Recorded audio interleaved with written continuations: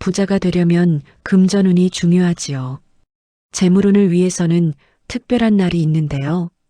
오는 7일은 한 해의 복을 단단히 모으고 재물의 온기를 지켜야 하는 매우 중요한 날입니다. 바로 대설인데요. 대설날은 큰 눈이 내린다는 뜻으로 하늘에서 내리는 눈송이 하나하나가 내년의 풍요를 약속하는 돈복의 씨앗과 같다고 우리 조상님들이 말씀하셨지요. 이 시기는 땅의 기운이 깊은 곳으로 숨어들어 재물의 뿌리를 단단히 내리는 때이기도 합니다. 옛 양반가에서는 대설이 되면 집안의 온기를 특별히 관리하며 찬 기운이 들어오지 못하도록 문풍지를 새로 바르고 곳간을 정리했습니다. 재물을 지키는 것은 거창한 투자가 아니라 작은 온기를 지키는 일상의 정성에서 시작된다는 지혜를 실천한 것이지요.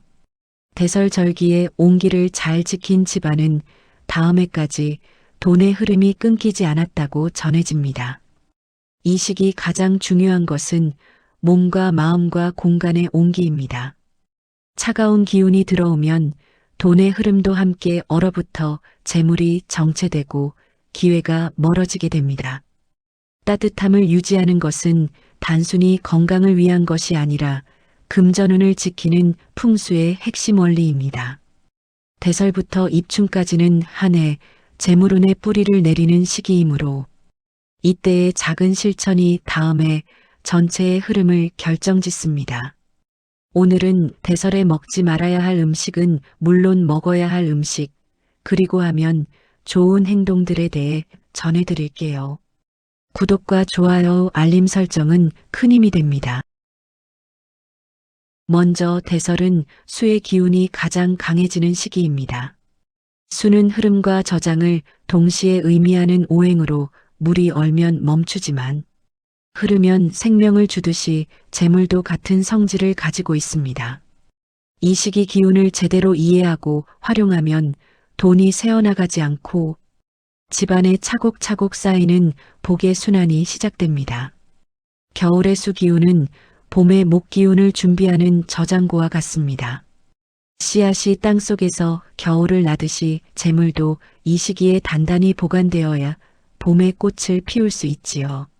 수의 성질은 아래로 흐르고 깊은 곳에 모이는 것이므로 대설절기에는 돈을 흩뿌리는 것보다 모으고 정리하는 것이 풍수적으로 올바른 방향입니다. 조선시대의 부유한 상인들은 대설이 되면 장부를 정리하고 불필요한 지출을 줄이며 다음해 사업 계획을 세웠다고 합니다. 이것은 오늘날도 마찬가지이지요. 수천억 원대의 자산가들과 부자들 역시 연말을 맞이하여 확인을 합니다. 이것은 금전운을 이해한 지혜로운 재물 관리이지요. 물이 고이면 썩지만 적절히 흐르면 생명을 주듯이 돈도 완전히 막으면 안 되지만 함부로 흘려보내서도 안 되는 것입니다. 그렇다면 대설에 피해야 할 음식은 무엇이 있을까요? 겨울에 먹는 차가운 음식은 몸의 온기를 빼앗아가는 것은 물론 재물의 흐름까지 얼려버립니다. 냉면이나 빙수 같은 차가운 음식은 여름에는 더위를 식히는 역할을 하지만 대설절기에는 체온을 떨어뜨려 기운 순환을 막습니다. 동양의학에서 차가운 음식은 비장의 기운을 약하게 만들고 비장은 재물운과 직접 연결되어 있다고 봅니다. 옛 어르신들은 겨울에 찬 것을 먹으면 복이 얼어붙는다고 하셨습니다. 이것은 몸의 온기가 금전운의 흐름과 연결되어 있다는 풍수 원리입니다. 특히 대설부터 소환까지는 한 해 재물을 정산하고 저장하는 시기이므로 체온 관리가 곧 돈 관리와 같습니다. 차가운 음식으로 인해 소화 기능이 떨어지면 영양 흡수가 안 되듯이 재물도 들어와도 제대로 쌓이지 않게 되지요. 무엇보다 풍수에서 냉기는 음기를 상징하며 재물을 정체시키는 대표적인 요인입니다. 돈의 흐름은 따뜻한 기운을 따라 움직이므로 몸이 차가우면 돈도 가까이 오지 않습니다. 날생선이나 회 역시 조금 피해주는 것이 좋은데요. 수기운이 극도로 강한 음식이기 때문이지요. 대설절기는 이미 수기운이 강한 시기이므로 여기에 날 것까지 더하면 기운의 균형이 무너집니다. 오행에서 지나친 수기운은 목을 약하게 만들고 목은 성장과 확장을 의미하므로 재물의 증식 기회가 막히게 됩니다. 생선에는 겨울 특히 대설 이후에는 몸을 차갑게 만들어 소화력을 떨어뜨립니다.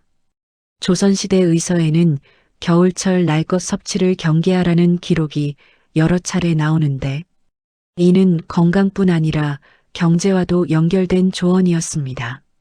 소화가 안 되면 약값이 들고 기운이 떨어지면 일의 능률도 떨어져 결국 재물 손실로 이어지기 때문입니다.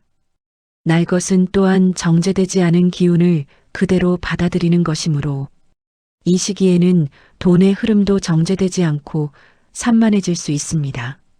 대설절기에는 익힌 음식으로 기운을 안정시키고 재물의 방향을 바로 세워야 합니다.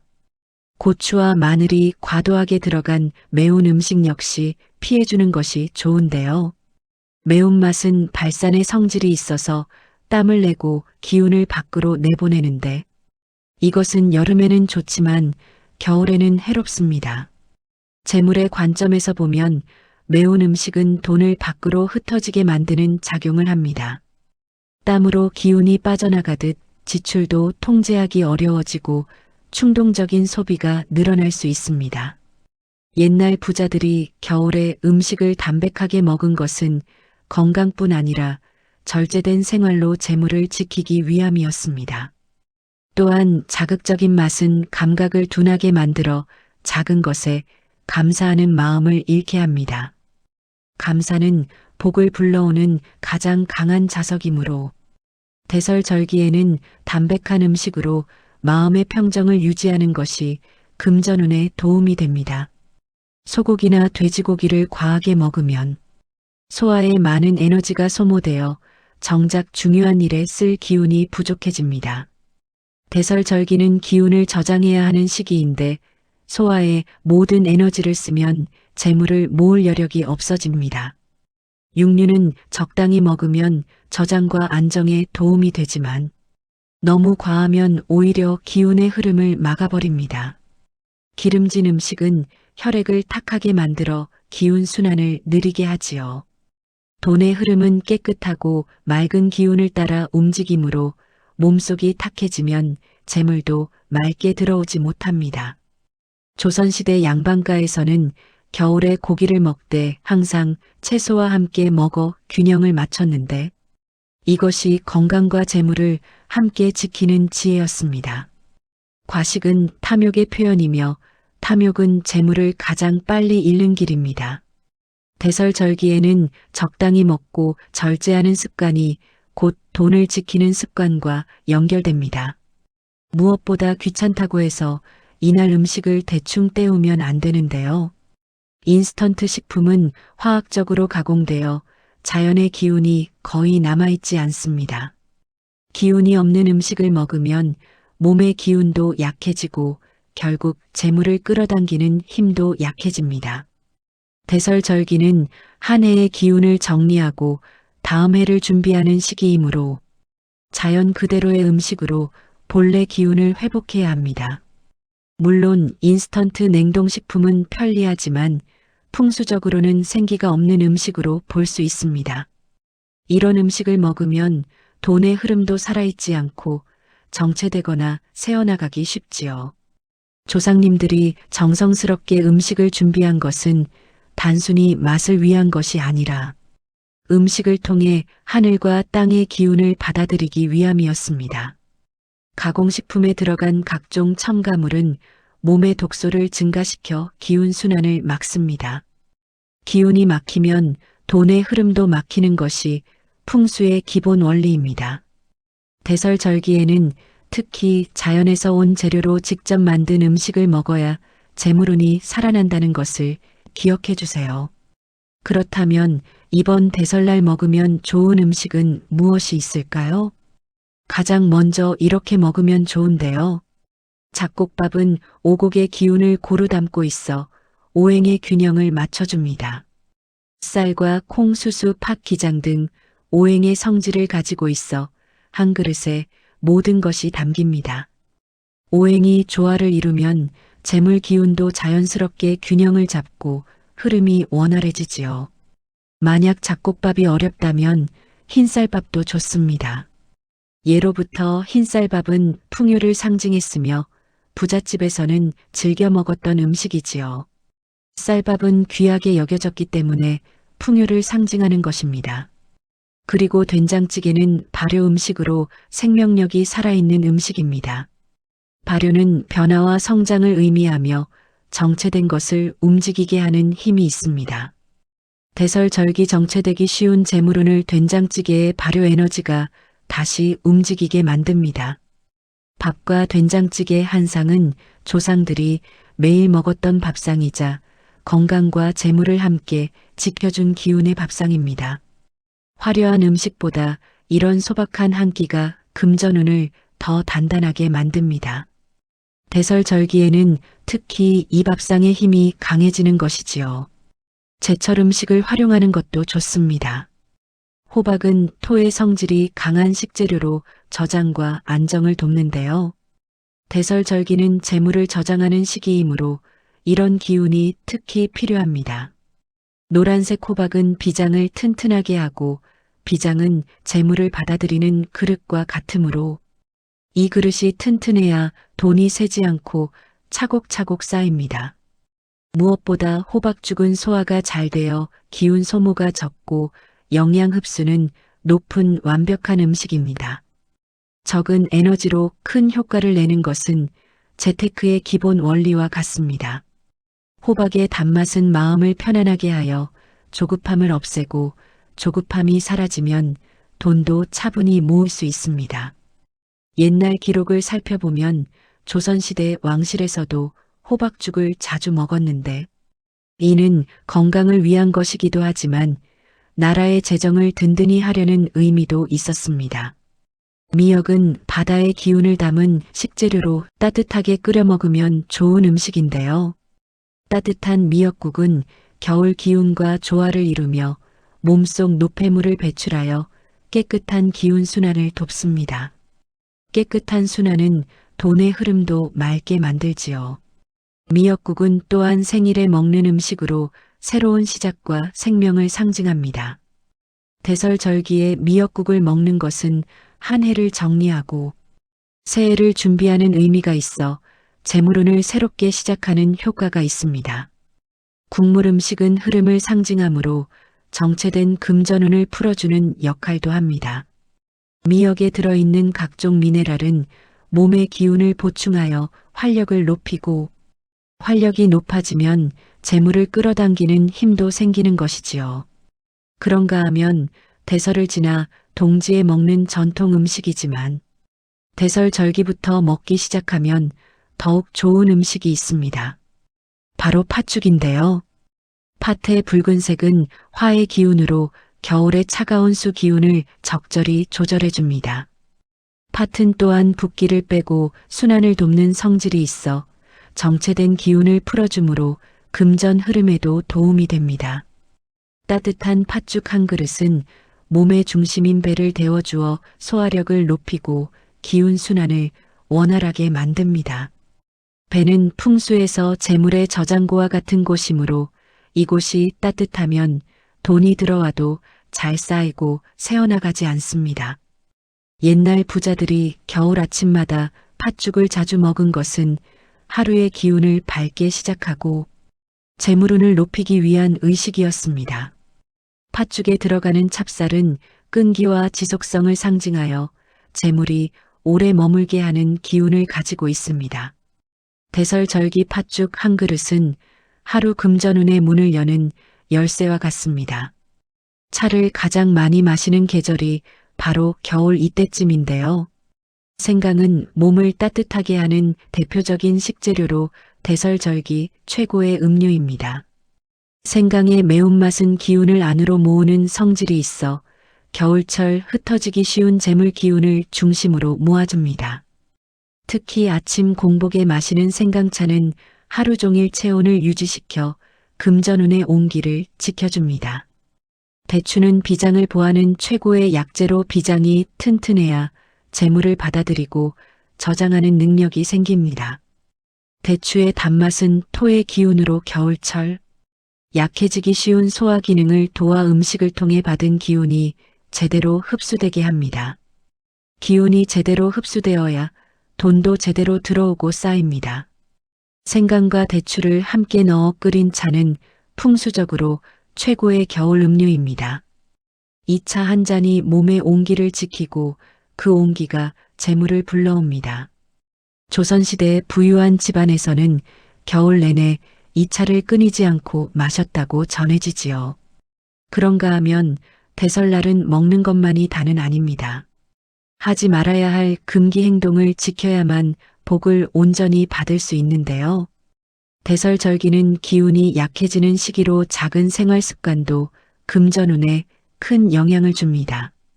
이 시기에는 특히 집안의 흐름과 몸의 상태, 말과 행동이 재물운과 직결됩니다. 가장 먼저 이날 현관과 집 입구를 어지럽히지 말아야 합니다. 현관은 복과 재물이 드나드는 관문이므로 어질러져 있으면 기운이 제대로 흐르지 않습니다. 신발이 흩어져 있거나 깨진 물건이 놓여 있으면 재물운이 새어나가므로 즉시 정리해야 합니다. 또한 신발을 가지런히 모으는 행위 자체가 하루의 기운을 안정시키는 일종의 의식입니다. 거울이 현관문을 정면으로 비추면 복을 반사해 나가게 하니 배치를 점검하는 것만으로도 금전운이 달라질 수 있습니다. 무엇보다 이 계절에 찬바람을 오래 쐬거나 몸을 차갑게 방치하면 금전운이 약해집니다. 몸의 온기는 곧 재물 기운의 상태를 나타내며 특히 목손목발목은 기운이 드나드는 통로입니다. 이 부위가 차가우면 재물이 들어올 공간이 막히므로 외출 시에는 반드시 보온을 철저히 해주세요. 겨울철에 부자들이 체온 유지에 신경 썼던 이유도 건강뿐 아니라 재물운 보호에 있었다고 여겨졌습니다. 찬물로 세수하거나 손을 오래 담그는 것도 재물운을 얼리는 행위이므로 피하는 것이 좋습니다. 그리고 밤늦게까지 불을 켜두고 늦게 자면 기운이 소모됩니다. 대설절기는 밤이 길어 자연의 흐름에 맞춰 일찍 자는 것이 좋습니다. 이는 다음날 판단력과 집중력을 떨어뜨려 재정적 실수를 유발할 수 있습니다. 규칙적인 수면 리듬을 지키는 것만으로도 금전운이 안정됩니다. 가장 중요한 것인데요. 부정적인 말과 불평은 약한 기운을 크게 흔듭니다. 겨울에는 기운이 약해 부정적인 말 한마디도 현실로 영향을 끌어올 가능성이 커집니다. 돈이 없다, 힘들다라는 말은 그 기운을 실제로 강화하여 재물운을 약하게 합니다. 남을 비난하거나 시기하는 말 역시 자신의 복을 깎아내리는 결과를 가져옵니다. 반대로 감사와 칭찬의 말은 긍정적 파동을 만들어 재물 기운을 키우는 가장 쉬운 방법이지요. 그렇다면 대설날 어떤 행동을 해야 금전운을 키울 수 있을까요? 먼저 대설절기에는 집안을 정리하며 필요한 것과 불필요한 것을 구분해야 합니다. 오래된 옷이나 물건 중 3년간 사용하지 않은 것은 과감히 정리하세요. 정리는 새로운 것이 들어올 공간을 만드는 것이므로 물건을 버리면 새 재물이 들어올 자리가 생깁니다. 특히 지갑과 서랍을 정리하는 것이 중요한데요. 지갑에서 오래된 영수증이나 사용하지 않는 카드를 빼내고 깨끗이 정돈하세요. 지갑이 정돈되면 돈이 편안하게 머물고 더 많은 돈이 들어오고 싶어집니다. 지저분한 지갑은 돈이 싫어하는 곳입니다. 부엌 싱크대 아래나 창고도 점검하여 상한 것이나 깨진 것은 꼭 버리세요. 썩은 기운은 금전운을 오염시킵니다. 정리는 단순히 공간을 깨끗이 하는 것이 아니라 기운의 흐름을 바로잡는 풍수 실천이지요. 그리고 아침에 일어나 따뜻한 물로 세수하고 손과 발을 마사지하면 막혔던 기운 통로가 열립니다. 손바닥과 발바닥에는 경락의 시작점이 있어 이곳을 자극하면 전신의 기운 순환이 활발해지는데요. 기운이 잘 도는 몸은 재물도 잘 끌어당깁니다. 특히 발을 따뜻한 물에 담그고 마사지하는 것은 하루 동안 쌓인 나쁜 기운을 씻어내고 새로운 기운을 준비하는 의식입니다. 족욕은 10분이면 충분하며 이 작은 습관이 큰 금전운 변화를 만듭니다. 목과 어깨를 따뜻한 타월로 찜질하는 것도 좋습니다. 이곳은 스트레스가 쌓이는 곳이자 기운이 막히는 곳이므로 풀어주면 막혔던 재물운도 함께 풀립니다. 대설절기에는 몸의 온기관리가 곧 돈의 온기관리입니다. 무엇보다 쌀은 생명의 근원이자 재물의 상징입니다. 대설절기에 쌀독을 가득 채워두면 한 해 내내 먹을 것이 끊이지 않는다는 옛말이 있습니다.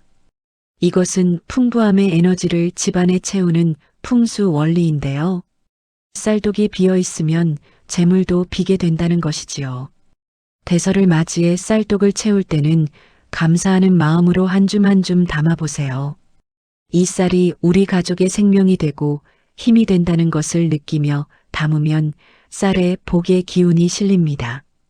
밥을 지을 때도 감사하는 마음으로 쌀을 씻으면 그 밥을 먹는 가족 모두에게 복이 전해집니다. 냉장고도 적당히 채워두되 넘치지 않게 관리하세요. 넘치면 썩고 부족하면 불안한 것이 재물의 원리와 같습니다. 적당히 채워진 냉장고는 안정된 재물 상태를 상징합니다. 대설절기는 한 해를 정리하고 다음 해를 준비하는 매우 중요한 시기입니다. 이때 온기를 지키고 절제하며 감사하는 작은 실천이 내년 한 해의 금전운을 결정짓습니다. 부자가 되는 것은 많이 버는 것이 아니라 잘 지키고 잘 쓰고 잘 나누는 것이지요. 대설날의 지혜는 바로 이것을 가르쳐 줍니다. 찬바람이 불어도 마음의 온기를 지키고 눈이 내려도 재물의 흐름을 막지 않으며 겨울이 깊어도 봄을 준비하는 사람에게 복은 반드시 찾아옵니다. 오늘부터 하나씩 실천해 보세요. 이 작은 습관들이 모여 다음 해 큰 재물운을 만듭니다. 또 여러분들이 대설을 맞이해 실천할 행동을 댓글로 나눠주세요. 다른 분들께도 큰 도움이 될 것입니다. 항상 여러분의 풍요를 기원합니다. 지금까지 인생길잡이였습니다. 구독과 좋아요, 알림 설정은 사랑입니다. 감사합니다. 행복하세요.